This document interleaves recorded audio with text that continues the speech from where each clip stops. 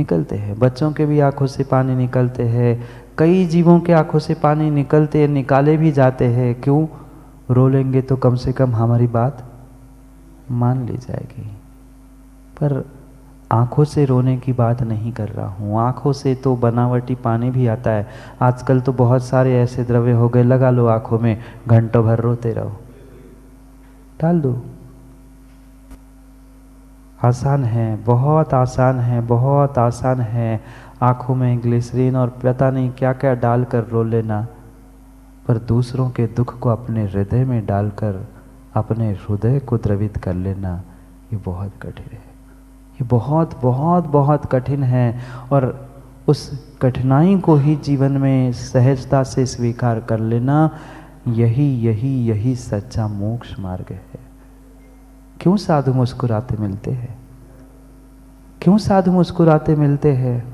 कभी पारसनाथ भगवान के भी पूर्व भाव में आपने सुना कि इतना उपसर्ग, इतना कष्ट आने पर, अरे एक नहीं सैकड़ों हजारों मुनिराजों के वृत्तांत आपने सुने और पढ़े होंगे। कभी ये पढ़ा कि किसी ने उपसर्ग किया, साधु रोने बैठे, गले में सर्प डाल दिया, कभी रोए। 500 शिकारी कुत्ते भेजे, कभी रोए नहीं।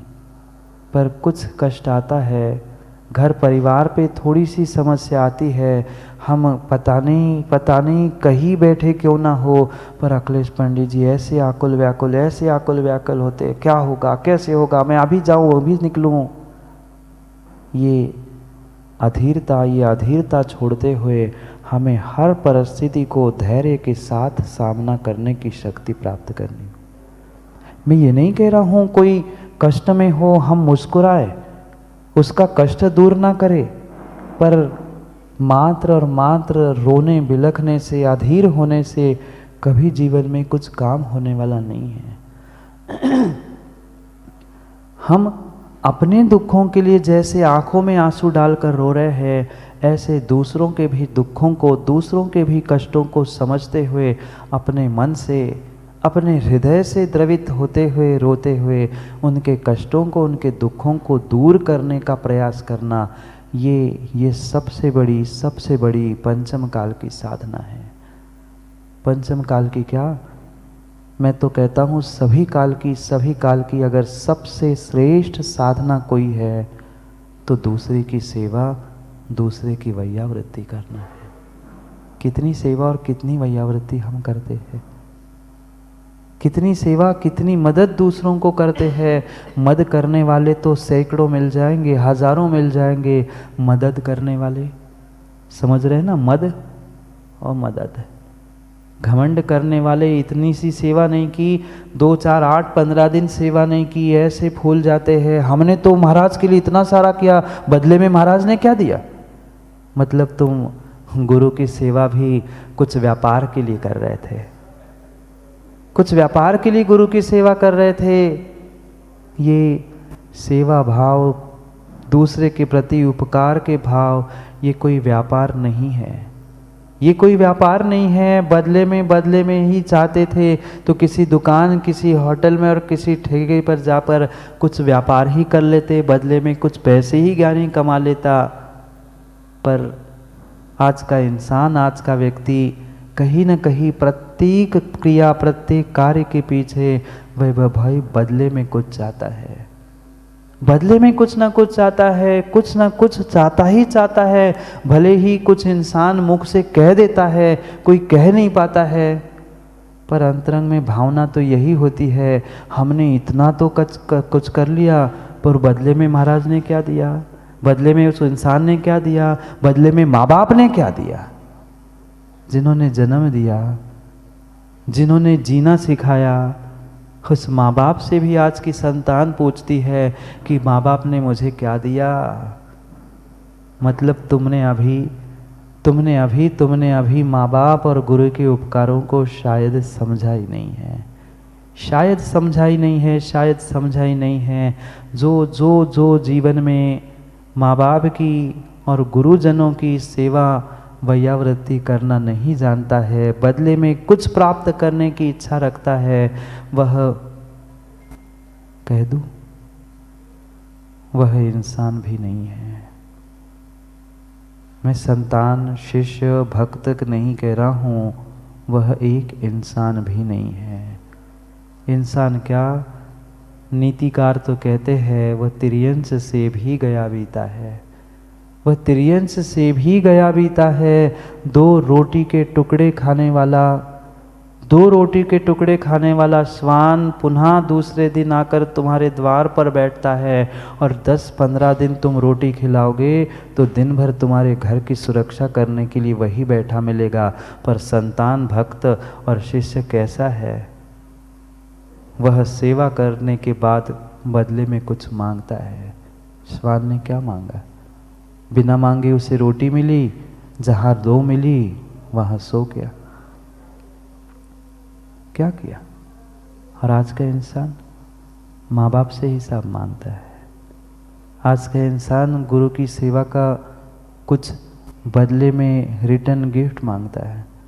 गिफ्ट दी नहीं और पहले रिटर्न गिफ्ट के लिए झोला लेके आते हैं आजकल।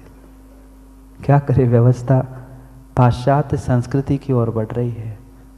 पाश्चात्य संस्कृति की ओर बढ़ रही है। ये भारत भूमि है, भारत भूमि है। और भारत भूमि में भी ज्ञानियों ध्यान रखना, आप जैन कुल में जन्मे हो। आप जैन कुल में जन्मे हो। जैन धर्म एक ऐसा अद्भुत धर्म है, वो मात्र और मात्र स्वार्थ के लिए नहीं, परार्थ के स्वार्थ की भूमिका बताता है। मैं किसी साधु की बात नहीं कर रहा हूँ, श्रावक की ही बात चल रही है। श्रावकों, आपको ही जीवन जीने की कला यहाँ पर सिखाई जा रही है। साधु तो जीवन जीने की कला सीख रहे हैं और कुछ दिनों में वे पूर्णता को भी प्राप्त कर लेंगे। पर आप श्रावक हो और श्रावक अवस्था में ही किस तरह से हमें अपने जीवन को सच्चा बनाना है, अच्छा बनाना है, उसे मोक्ष मार्ग की ओर ले जाना है, ये समझने की आवश्यकता है। साधु तो मोक्ष मार्गी है ही। साधु के पास सम्यक दर्शन, सम्यक ज्ञान, सम्यक चारित्र रूपी मोक्ष मार्ग है ही। पर यहाँ आचार्य काम कुमार नंदी महाराज श्रावक के लिए मोक्ष मार्ग कह रहे हैं। साधु का मोक्ष मार्ग तो हर कोई जानता है। साधु का मोक्ष मार्ग तो सम्यक दर्शन, सम्यक ज्ञान, सम्यक चारित्र रत्नत्रय से युक्त है। इसमें कोई शंका नहीं। ये आपने भी रटा होगा, रटा है ना तत्वार्थ सूत्र में। ये सब कुछ हम पढ़ के रखा है। पर श्रावकों के लिए भी मोक्ष मार्ग हुआ करता है। श्रावक के लिए कौन सा मोक्ष मार्ग? क्या श्रावक के पास सम्यक दर्शन, सम्यक ज्ञान, सम्यक चारित्र है? नहीं है और धारण करने की भी आवश्यकता नहीं है। सच्चा श्रावक भी अपने सच्चे जीवन, सच्चे समर्पण और मदद की भावना से अपने आप को मोक्ष मार्गी बना सकता है। मोक्ष मार्ग ही बना सकता है। ये सोचने की, समझने की आवश्यकता है। पर सच्चा मोक्ष मार्ग है क्या? श्रावकों ध्यान रखो। जीवन में कुछ कर पाओ नहीं कर पाओ, पर दीन दुखी जीवों पर मेरे, पढ़ते हैं ना, दीन दुखी जीवों पर मेरे उर्से करुणा स्रोत बहे। आंखों से नहीं, बातों को गौर करना। आंखों से नहीं, आंखों के तो नकली भी हो सकते हैं। उर्से करुणा स्रोत बहे। अंतरंग से लगना चाहिए कि मेरे समाज में ऐसा दुखी व्यक्ति भी है, मेरे परिवार में, मेरे मित्र मंडली में मेरे साथ रहने वाला भी इतना दुखी है। ये जिस दिन सोच हो जाएगी ना, तभी मेरी भावना की ये पंक्तियां मेरी बन सकती है, अन्यथा बनने वाली नहीं है। हमें श्रावकों के ही दुख नहीं दिखते, उनके ही सेवा करने के भाव नहीं होते। फिर जो हमेशा ही मुस्कुराते दिखने वाले, हमेशा ही खुश रहने वाले इस साधु के कष्ट और साधु के दिन हमें क्या देखने मिले? क्या समझ में आएगा? अखिलेश पंडित जी, तुम श्रावक होते हुए भी मोक्ष मार्ग प्राप्त कर सकते हो। श्रावक होते हुए भी मोक्ष मार्ग पर चल सकते हो।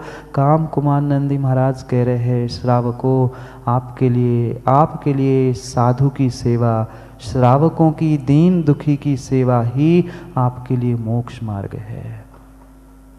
आपके लिए एक ही मात्र मोक्ष मार्ग है।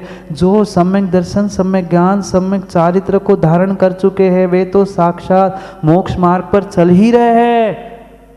पर उनकी सेवा, उनकी वैयावृत्ति, तन मन धन जैसे बने वैसे करोगे, पक्का मानना आप उनकी अनुमोदना से ही मोक्ष मार्गी हो जाओगे। आप अभी पिछी कमंडलधारी नहीं हुए, एक भी उपकरण आपके हाथ में नहीं है, सम्यक दर्शन भी है कि नहीं ठिकाना नहीं है, पर जिनके पास तीनों हैं उनकी सेवा कर लोगे, एक मिथ्या दृष्टि की भी सेवा कर लोगे, तो पक्का मानना तुम्हारा जीवन अच्छा और सच्चा होते हुए आप भी मोक्ष मार्गी कहलाओगे। मैं नहीं कह रहा, काम कुमार नंदी महाराज समझा रहे हैं। काम कुमार नंदी महाराज समझा रहे हैं, वह श्रावक भी मोक्ष मार्गी होगा, वह श्रावक भी मोक्ष मार्गी होगा जो पूरा जीवन दूसरों की सेवा के लिए समर्पित करता है। ऐसे भी जीव इस संसार में हैं। आप लोगों ने नहीं देखा, हमने देखा गिरीश भाई।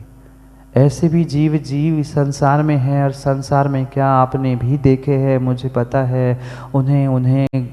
उन्हें घर परिवार की, व्यापार की भी होश नहीं रहती जब नगर में कोई साधु पहुंचता है, नगर में कोई धर्मात्मा पहुंचता है, नगर में कोई दुखी मिलता है।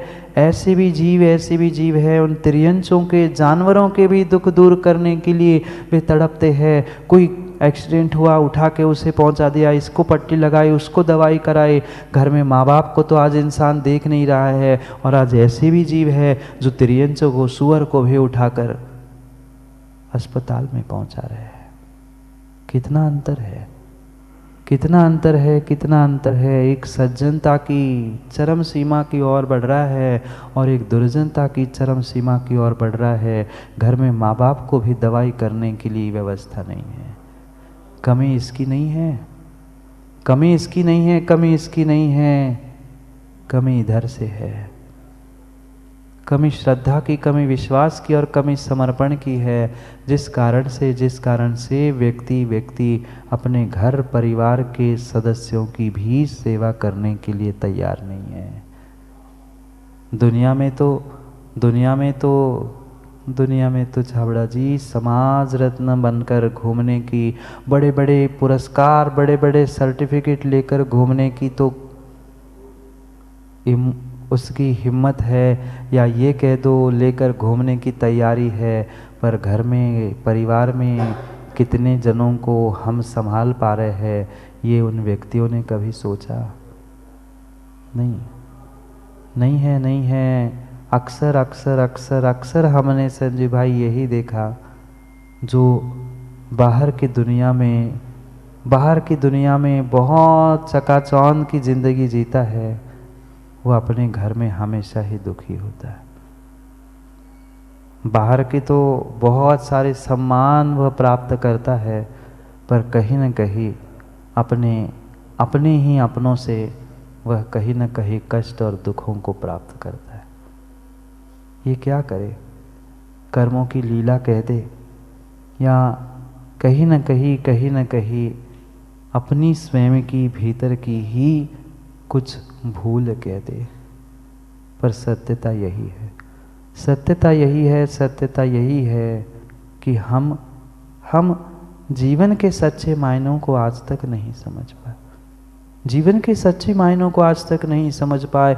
एक घर, एक परिवार, एक बेडरूम में रहने के बाद भी आज कई परिवारों में, कई घरों में ऐसी स्थिति है कि जो 2500-50 वर्ष बात होती थी पहले, वह बात नहीं होती।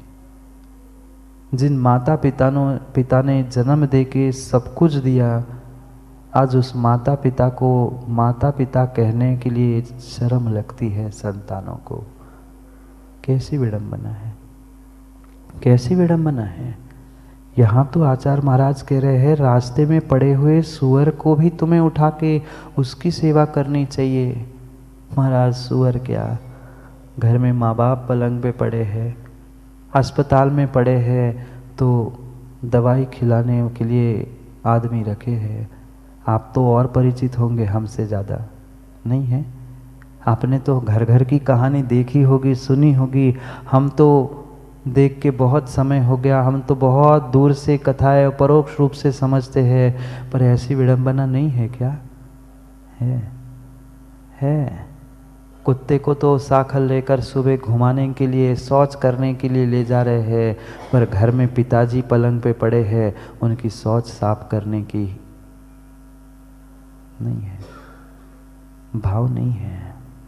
ये मात्र दिखावा और दिखावा चल रहा है। कोई शत्रु कष्ट में ना पड़ जाए, कोई शत्रु को दुख ना हो जाए, ये मेरी भावना थी। अभी मेरी भावना पढ़ रहे थे ना, यही मेरी भावना थी कि मेरा शत्रु भी दुखी ना हो, उसके ऊपर भी कष्ट ना आ जाए, ये मेरी सच्ची भावना थी। पर आज मेरी भावना भी बदल गई है, आज मेरी भावना भी बदल गई है, मेरी भावना के शब्द भी बदल गए हैं और सबकी ही भावना बदल रही है। सच्चा जीवन, सच्चा इंसान का जीवन तभी है जब वह परोपकार में जीता है। जब वो परोपकार में जीता है, पुनः अगर आगम की ही बात कह दूँ तो आगम में भी आचार्यों ने लिखा है कि इस ब्रह्मांड का प्रत्येक द्रव्य दूसरे द्रव्य का उपकार करता है। तत्वार्थ सूत्र में पढ़ा ना आप लोगों ने, प्रत्येक द्रव्य करता है, जीव की नहीं कह रहा हूं अखिलेश जी। जिसमें चेतना भी नहीं है, ऐसा आकाश द्रव्य तुम्हें अवगाना दे रहा है। धर्म द्रव्य तुम्हें गमन करने के लिए निमित्त बन रहा है, अधर्म द्रव्य तुम्हें ठहरने के लिए निमित्त बन रहा है, काल द्रव्य परिणमन के लिए निमित्त बन रहा है। ये सभी अचेतन द्रव्यों का उपकार इस चेतन द्रव्य पे है। पर चेतन द्रव्य होने के बाद भी चेतन द्रव्य का दूसरे द्रव्यों पर क्या उपकार है? क्या उपकार है? कभी आपने पुद्गल का उपकार करते हुए जीव द्रव्य को सुना?